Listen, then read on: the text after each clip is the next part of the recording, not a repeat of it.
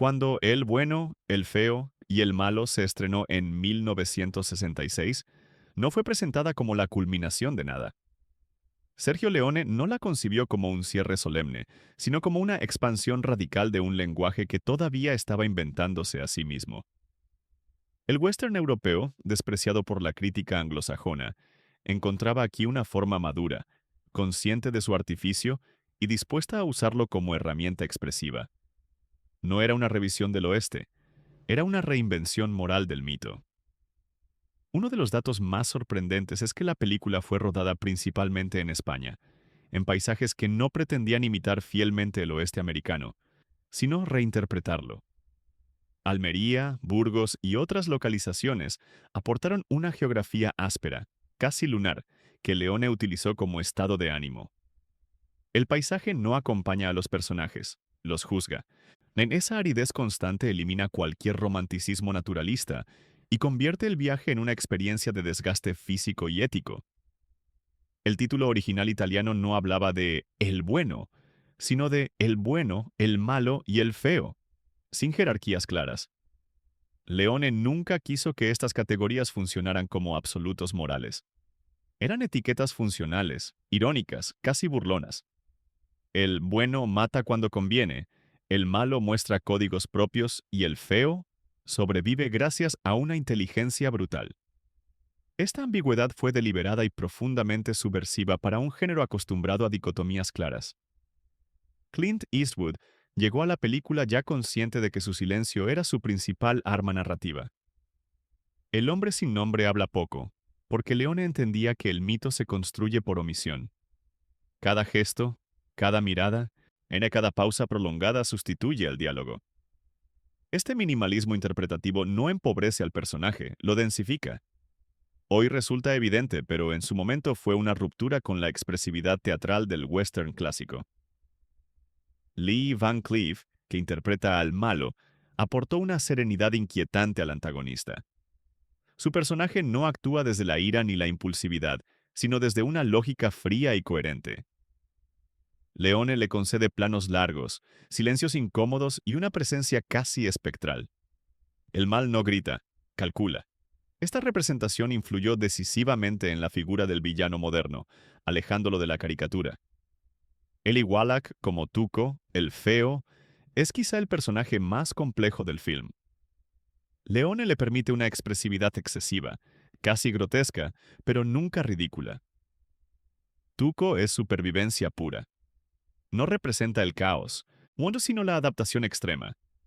Su inteligencia no es estratégica, sino instintiva. Esta energía desbordada sirve como contrapunto humano a la frialdad del mundo que lo rodea. Un detalle poco conocido es que muchas de las escenas más recordadas se filmaron sin sonido directo. Leone rodaba pensando en la música y el montaje, no en el diálogo naturalista. Esto le permitía controlar el ritmo con una precisión quirúrgica en la sala de edición. El silencio no es ausencia, es expectativa. Cada pausa está diseñada para que el espectador complete el sentido. La música de Ennio Morricone no fue un acompañamiento posterior, sino un elemento estructural. Leone hacía que la música sonara en el set durante el rodaje para marcar el tempo de las escenas. Esta integración temprana explica por qué imagen y sonido parecen inseparables. La banda sonora no subraya la emoción, la genera. Hoy resulta imposible imaginar la película sin sus temas icónicos porque fueron concebidos como parte del lenguaje visual. El contexto de la Guerra de Secesión no funciona como telón histórico, sino como fondo moral. Leone no estaba interesado en explicar el conflicto, sino en mostrar su absurdo. Los soldados aparecen como figuras atrapadas en una maquinaria que no comprenden. La guerra no ennoblece, interrumpe. Esta mirada desencantada conecta con la sensibilidad europea de posguerra y distancia, la película del patriotismo clásico del western estadounidense. Uno de los datos más reveladores es la importancia del montaje paralelo en la construcción de tensión. Leone estira el tiempo hasta el límite, fragmentando la acción en miradas, manos, sudor y respiración. El duelo no es un intercambio rápido, es una ceremonia. Esta dilatación del tiempo transforma un acto violento en una experiencia casi musical, donde cada elemento entra cuando debe. La iconografía visual de la película fue cuidadosamente despojada de ornamento. No hay héroes pulcros ni villanos elegantemente vestidos. El polvo, el sudor y la suciedad son constantes. Leone quería que el espectador sintiera el peso del viaje. La estética no embellece la violencia, la hace incómoda. Este realismo sucio influiría décadas después en cineastas de todo el mundo. Un aspecto curioso es que la película fue inicialmente criticada por su duración. Muchos consideraban excesivo su metraje. Leone defendía que el tiempo era parte del discurso. Reducir la película habría simplificado la experiencia. El cansancio del espectador era un reflejo del cansancio de los personajes. Esta concepción del ritmo como significado fue incomprendida en su estreno y celebrada con el paso del tiempo. El uso del humor es seco, casi cruel. No busca aliviar la tensión, sino subrayar el absurdo. Las situaciones cómicas surgen de la miseria compartida, no de la simpatía. Este humor amargo refuerza la visión desencantada del mundo que propone la película. Reír no salva, apenas permite continuar.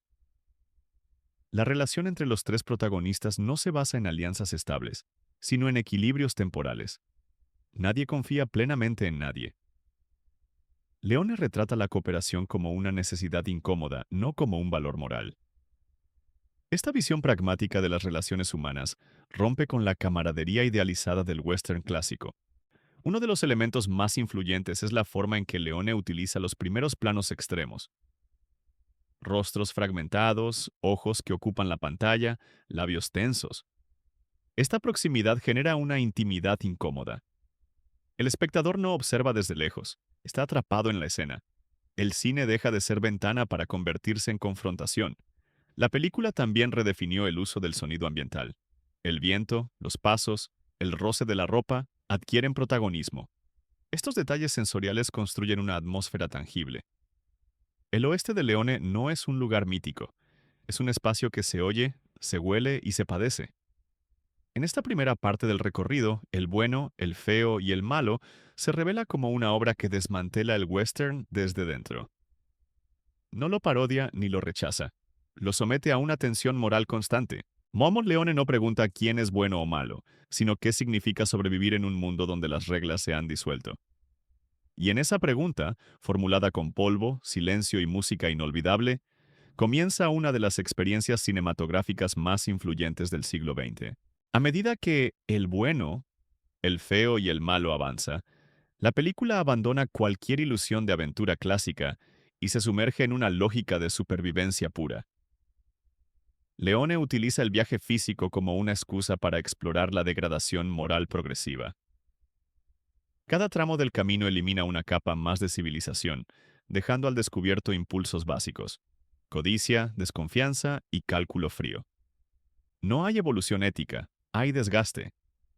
Uno de los elementos más singulares es la forma en que Leone trata el dinero. El oro no es un objetivo abstracto ni una recompensa final gloriosa. Es un peso constante, una obsesión que condiciona cada decisión. El tesoro nunca se presenta como libertad, sino como condena. Los personajes no avanzan hacia el oro, giran en torno a él. Esta inversión simbólica convierte la riqueza en motor de miseria, a una idea profundamente europea para un género tradicionalmente estadounidense. La relación entre Blondie y Tuco es uno de los ejes más incómodos del film. Leone no construye una amistad, sino una dependencia temporal. Se necesitan, se traicionan y vuelven a necesitarse.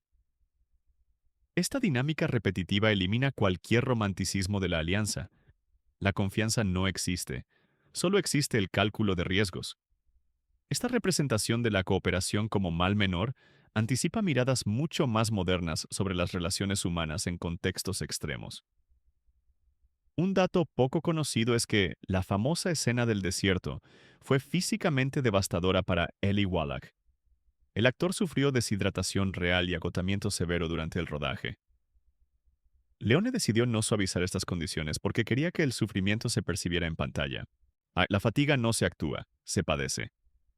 Esta crudeza física añade una capa de verdad incómoda a una secuencia que, de otro modo, podría haberse percibido como estilizada. La travesía de Tuco en solitario marca un punto de inflexión emocional. Leone dedica tiempo y espacio a mostrar el cuerpo al límite, sin música heroica ni alivio narrativo. El desierto no castiga por maldad, castiga por indiferencia. Esta secuencia transforma a Tuco de figura grotesca en ser humano vulnerable. No lo redime, pero lo hace comprensible. El espectador no lo admira, lo acompaña en su degradación. La escena del monasterio introduce una de las pocas pausas reflexivas del film. El encuentro de Tuco con su hermano no busca reconciliación sentimental. Leone evita cualquier melodrama fácil. El diálogo es seco, incómodo, lleno de reproches silenciosos. En este momento revela que la violencia no surge del vacío, sino de historias personales truncadas. La guerra y el crimen no son anomalías, son extensiones de conflictos no resueltos. Uno de los aspectos más sorprendentes es la manera en que Leone filma a los soldados de la Guerra de Secesión. No hay bandos claros ni discursos patrióticos. Los uniformes cambian, pero el cansancio es el mismo. Los soldados aparecen como cuerpos agotados atrapados en una maquinaria absurda. La guerra no ofrece sentido ni gloria, solo interrumpe vidas que ya estaban al borde. El episodio del puente es uno de los comentarios antibelicistas más contundentes del cine del siglo XX. Leone muestra cómo ambos bandos luchan por una posición estratégica que carece de valor real. La destrucción del puente no es una victoria táctica, sino una liberación momentánea del sinsentido. Al eliminar el objetivo, elimina la razón de la violencia. Es un gesto simple, casi infantil, pero profundamente revelador. La música de Morricone en esta secuencia abandona el tono épico y adopta una melancolía amarga. El tema no celebra la acción, la lamenta. Esta elección musical refuerza la lectura trágica del conflicto. La guerra no es un telón heroico, sino un ruido de fondo que devora a quienes lo atraviesan sin comprenderlo. Un detalle técnico fascinante es el uso de planos generales prolongados para mostrar la insignificancia del individuo frente al paisaje y la maquinaria bélica. Leone alterna estos planos con primeros planos extremos, creando una tensión constante entre lo microscópico y lo monumental.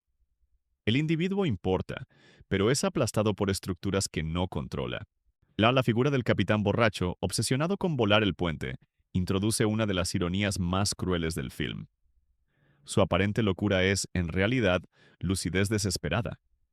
Quiere acabar con la matanza absurda, aunque sea destruyendo aquello que todos dicen defender. Leone utiliza este personaje secundario para expresar una verdad incómoda. A veces, el único gesto racional parece irracional. Otro aspecto poco comentado es la economía del diálogo. A medida que la película avanza, los personajes hablan menos y actúan más. El lenguaje se vuelve insuficiente para justificar las acciones. Leone confía en la imagen para transmitir significado, consciente de que ciertas experiencias no pueden explicarse sin traicionarlas. El montaje en esta parte del film se vuelve más elástico. Las escenas se alargan o se comprimen, según la necesidad emocional, no narrativa. Leone no sigue una progresión clásica, sigue un pulso interno. Esta libertad estructural contribuye a la sensación de viaje errático, donde el destino importa menos que el desgaste acumulado. La violencia, aunque constante, nunca se presenta como espectáculo gratuito. Cada muerte tiene un peso específico, incluso cuando ocurre fuera de plano. Leone evita la acumulación frenética de disparos y prefiere momentos breves y definitivos. Esta contención aumenta el impacto, recordando que la violencia no necesita repetirse para ser efectiva. En esta segunda parte, el bueno, el feo y el malo se consolida como algo más que un western estilizado. Se convierte en una reflexión amarga sobre la codicia, la guerra y la fragilidad de cualquier código moral cuando el mundo se reduce a sobrevivir un día más. Leone no ofrece lecciones ni redenciones. Ofrece observación. Y en esa mirada prolongada, incómoda y profundamente humana, la película sigue encontrando su fuerza décadas después. En su tramo final, el bueno, el feo y el malo abandona cualquier distracción narrativa y se concentra en una idea esencial. Cuando todo se reduce al instante decisivo, Los códigos morales quedan desnudos. Leone no acelera hacia el desenlace. Lo desacelera hasta volverlo insoportable. El tiempo se estira porque el tiempo es el verdadero protagonista. Cada segundo pesa más que una bala.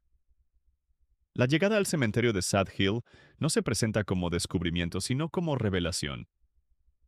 El espacio no es solo un lugar físico, es un dispositivo dramático. Leone mandó construir el cementerio desde cero, con miles de cruces alineadas en círculos concéntricos. No buscaba realismo histórico, sino geometría emocional.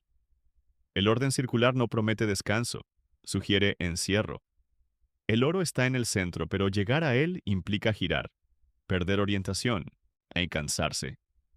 La carrera de Tuco entre las tumbas es uno de los momentos más intensos del cine, sin una sola palabra. Leone confía plenamente en el cuerpo del actor y en la música de Morricone para transmitir desesperación, avidez y delirio. No hay montaje frenético, hay continuidad. El movimiento circular refuerza la idea de obsesión sin salida. Tuco no avanza hacia el tesoro, orbita alrededor de su propia ansiedad. El tema musical que acompaña esta secuencia no describe la acción, la empuja. Morricone compone un crescendo que no estalla, se suspende. La música no libera la tensión, la acumula. Cada compás añade urgencia sin ofrecer resolución. Este uso de la música como fuerza motriz, y no como comentario emocional, fue una innovación que transformó la relación entre imagen y sonido en el cine posterior. El duelo final no es un enfrentamiento, es una coreografía del silencio. Leone elimina todo lo superfluo y se queda con lo esencial: ojos, manos, respiración. Los planos se acortan progresivamente, creando una sensación de vértigo interno. El montaje no busca confundir, sino hipnotizar. El espectador queda atrapado en un ritual donde la violencia es inminente, pero aún no existe. Un dato poco conocido es que Leone diseñó este duelo como una pieza musical visual. Cada plano corresponde a un compás. Los personajes entran y salen del encuadre como instrumentos que esperan su turno. La pistola no es el centro, lo es la espera. Esta concepción rítmica explica por qué el duelo sigue siendo insuperable. No depende de la sorpresa, sino de la anticipación.